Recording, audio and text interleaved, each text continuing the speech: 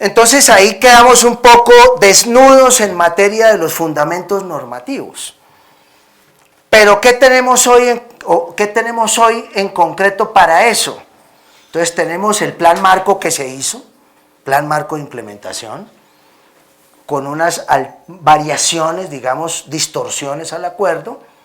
En el texto del plan marco ustedes podrán encontrar que hubo un capítulo de salvedades de FARC. No quisimos oponernos, digamos, a que hubiera el plan marco, sino dijimos, bueno, pues tocó aceptar esto y dejamos unas salvedades. Pero tenemos eso. Tenemos un documento COMPES, que es el documento COMPES 3932 de 1918. Esto debió haber salido en el 17, se demoró un año porque todo ha sido una lucha, como tiene que ser además, ¿cierto? Y además de eso venía algo importante desde el acto legislativo 01 de 2016, que era la obligación constitucional, ¿no?, de incorporar un plan de inversiones para la paz en los planes de desarrollo, en los siguientes 4 planes de desarrollo.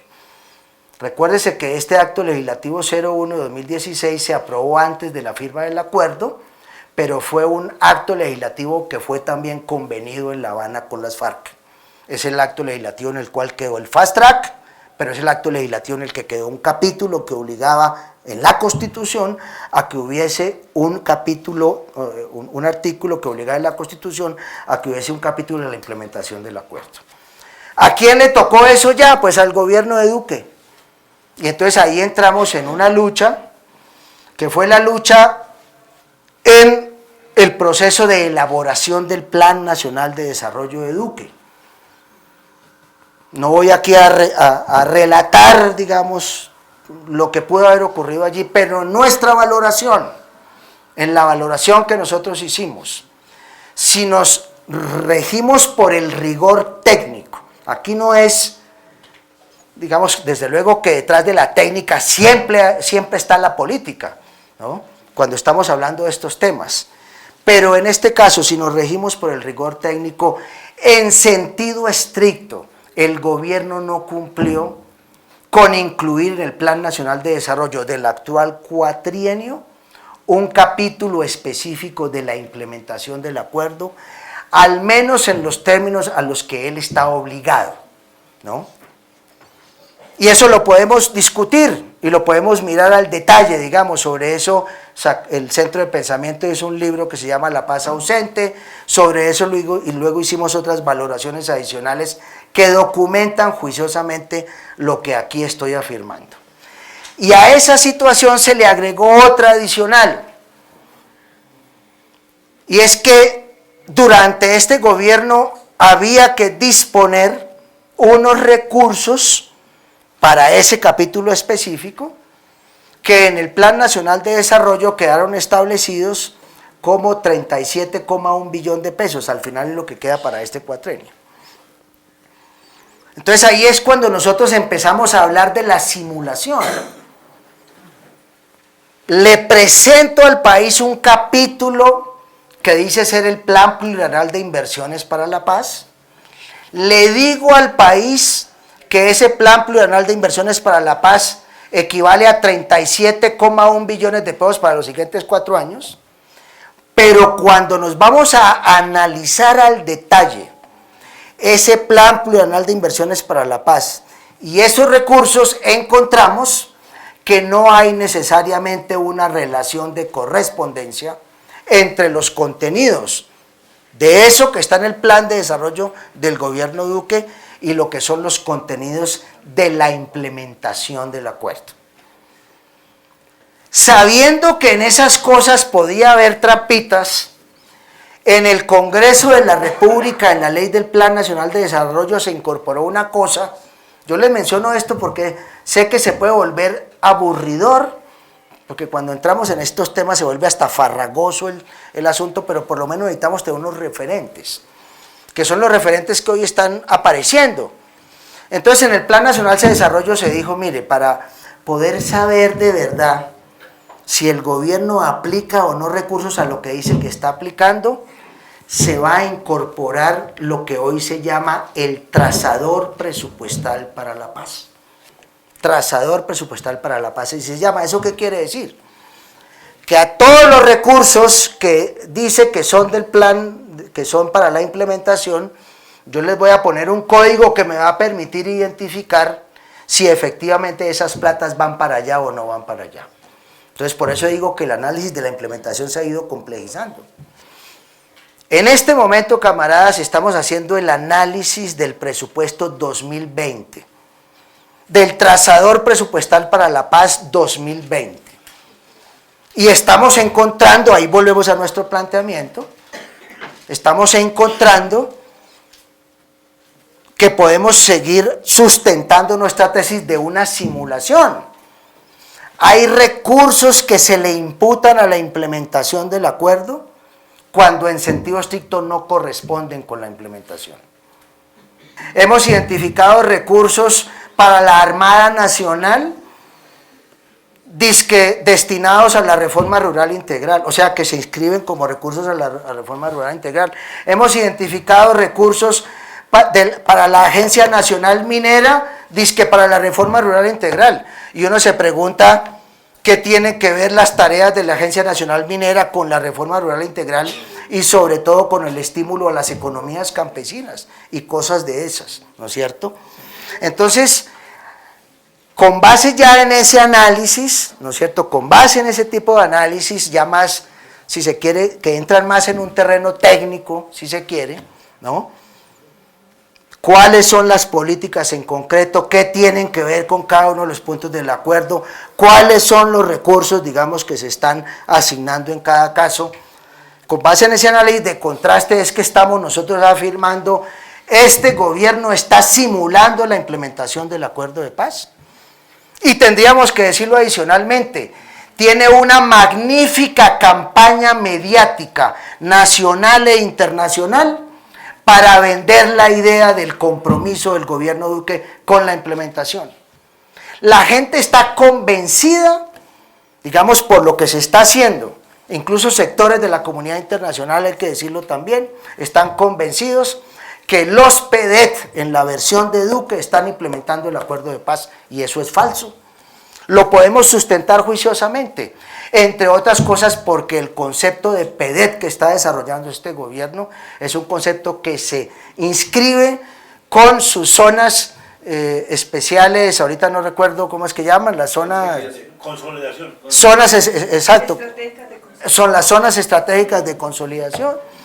Entonces aquí lo que estamos viviendo es una subordinación de propósitos del acuerdo a una política de gobierno en función de los intereses políticos de un gobierno, y eso nos toca decirlo, y cuando lo estamos diciendo, estamos defendiendo el acuerdo de paz, no controvirtiendo, digamos, el acuerdo de paz, sino justamente haciendo la defensa rigurosa que tenemos que hacer del acuerdo de paz.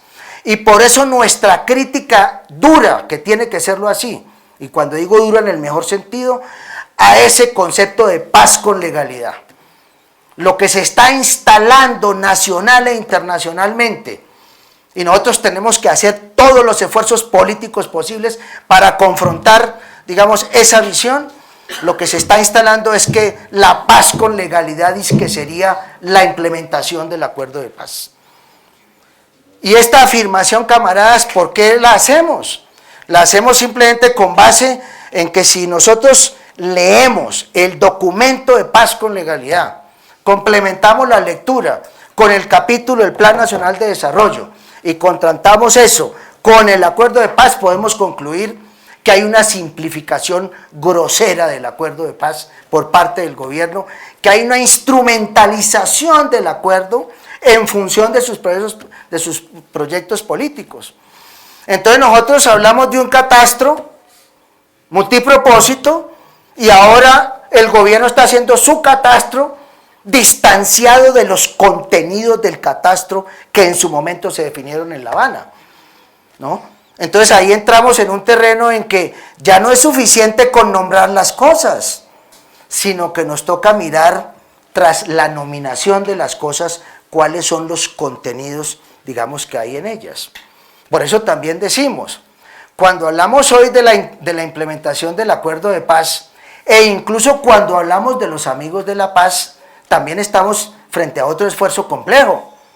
¿Cuál es el entendimiento de paz que se tiene? ¿Es una paz pacificadora? ¿Es una paz que simplemente equivale al silencio de los fusiles?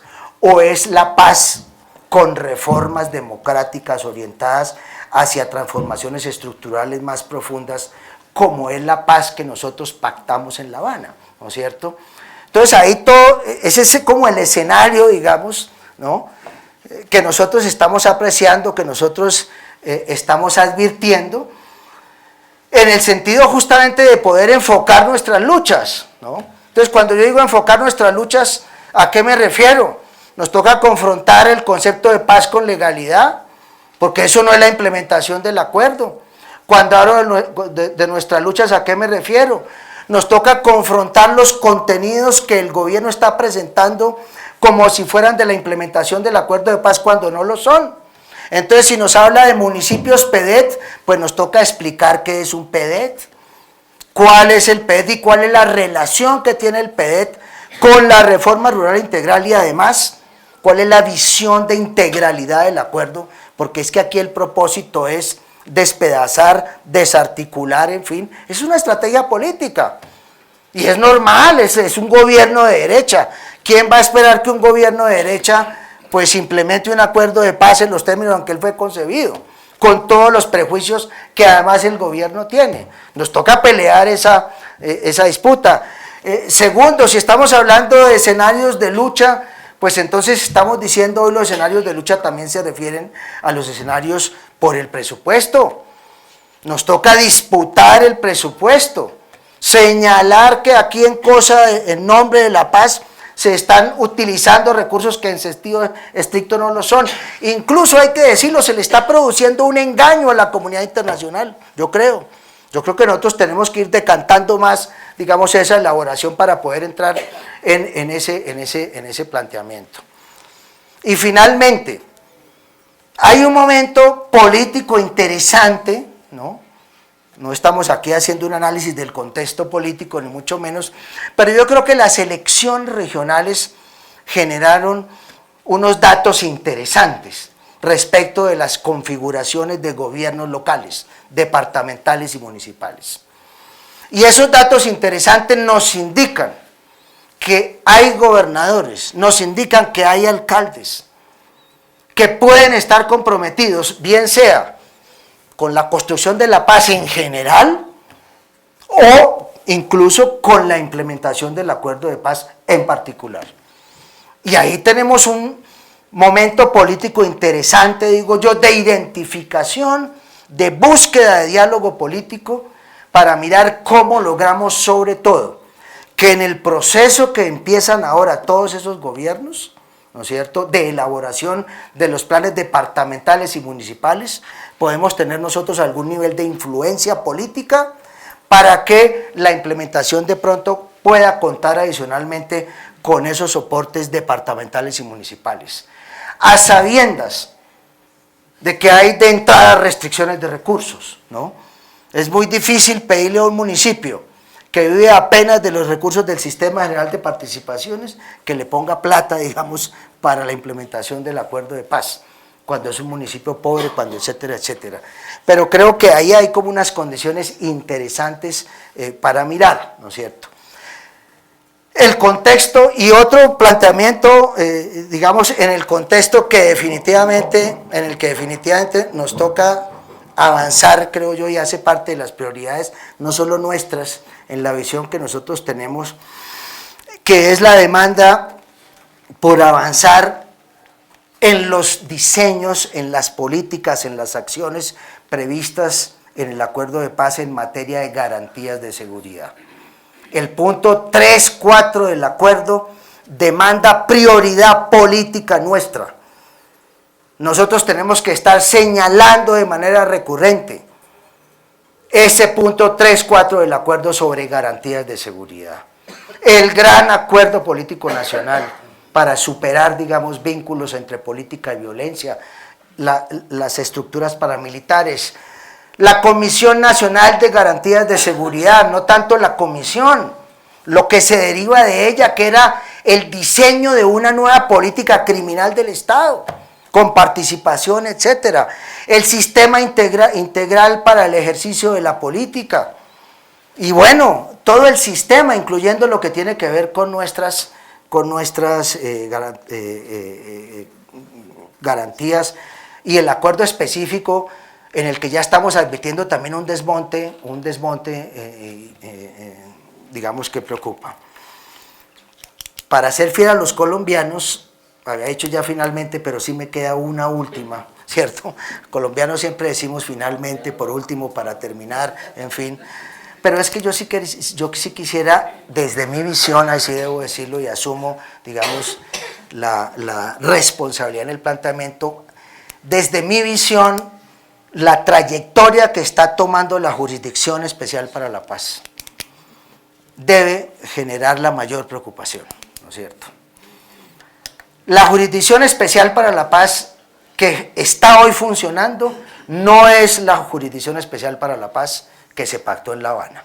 En eso tenemos que ser absolutamente conscientes. Hubo distorsiones en los diseños de esa jurisdicción, incluso ya desde el propio acto legislativo 01 de 2001, pero sobre todo en la ley estatutaria de la JEP y sobre todo en la ley de procedimiento de la JEP, ¿no es cierto? Los balances que se crearon en la JEP, y aquí estoy hablando más de un análisis político que jurídico, ¿no es cierto? A propósito de las responsabilidades, de las comparecencias, etcétera, del propósito mayúsculo de la JEP, que es contribuir, como lo hemos dicho y es la visión de FARC, a un esclarecimiento pleno de la verdad, son balances que en el proceso se han ido desalineando, ¿no?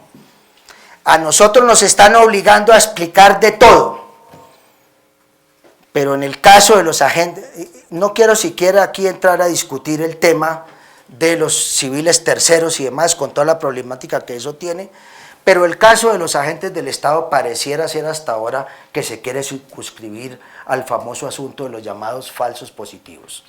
Pareciera ser, quiero subrayar, es la lectura y por eso, digamos, asumo, es mi visión, ¿no es cierto? Entonces yo creo que hay una modificación en las simetrías, punto número uno. Punto número dos, el procedimiento de la JEP, como se diseñó en su momento, fue un procedimiento propio de una justicia transicional. Por lo que hemos venido escuchando y viendo en la práctica, y además se expresa en la ley de procedimiento de la JEP tiende a parecerse cada vez más a la justicia penal. Tiende a parecerse, quiero decir, no es igual a la justicia penal, tiende a parecerse en los procedimientos, en las formas, etcétera, etcétera. Hay una cuestión que a uno le genera bastante preocupación y es sobre todo el tema de la discrecionalidad en la conceptualización de las sanciones de la JEP. Ni en la ley estatutaria ni en la ley de procedimiento quedó definido claramente cómo iba a ser el tema de las sanciones. Las sanciones están caracterizadas, están definidas, pero específicamente cómo van a ser, eso está mucho a discrecionalidad. Y esa discrecionalidad, desde mi punto de vista, debe generar alguna preocupación por las presiones políticas a las que se puede ver, digamos, sometida la jurisdicción, en fin. Esta afirmación no debe comprenderse, digamos, en el sentido de que estemos atacando la JEP, ni mucho menos, porque por otra parte, y precisamente lo que nos caracteriza a los marxistas es identificar las contradicciones y los conflictos. Al tiempo que se registra esa tendencia, lo que estamos advirtiendo es que la JEP está abriendo otros boquetes interesantes. Y cuando hablo de otros boquetes interesantes, me refiero incluso a comparecencias que de pronto pueden presentarse, como las de Mancuso, comparecencias como de pronto las que pueden presentarse, como las de incluso Jorge 40, que se va resistido hasta ahora, pero ya está anunciando también, que pueden indicar que efectivamente podemos estar asistiendo a procesos más complejos de esclarecimiento de la verdad. Pero mi visión es simplemente en términos de un llamado de atención a que estemos atentos para que no se nos produzcan sorpresas, sobre todo a partir de lo que se ha dicho acá es nuestro sistema autónomo de defensa. Más aún cuando la presidenta de la JEP ha anunciado que en este primer semestre deben producirse las primeras decisiones con relación al caso 001, ¿no es cierto? Yo creo que ahí vamos a tener un primer dato interesante para analizar cómo van a seguir avanzando los siguientes casos, porque ahí seguramente se va a producir una definición y en fin. Preocupa, aquí se ha dicho, el acuerdo previó versiones colectivas, pero hay una tendencia a la individualización que no se puede desconocer, ¿no es cierto? Reitero, es para valorar críticamente cómo va el proceso. Bien, esas son algunas de las muchas cosas, aquí se quedan desde luego temas pendientes y demás. Como lo decíamos, camaradas, pues nos toca es ahondar en el estudio, como cuadros políticos que son ustedes, que somos nosotros, pues tenemos la obligación de avanzar en el conocimiento, porque solo con conocimiento juicioso es que podemos nosotros hacer también política juiciosa, acción política y responder a las exigencias políticas del momento. Muchas gracias.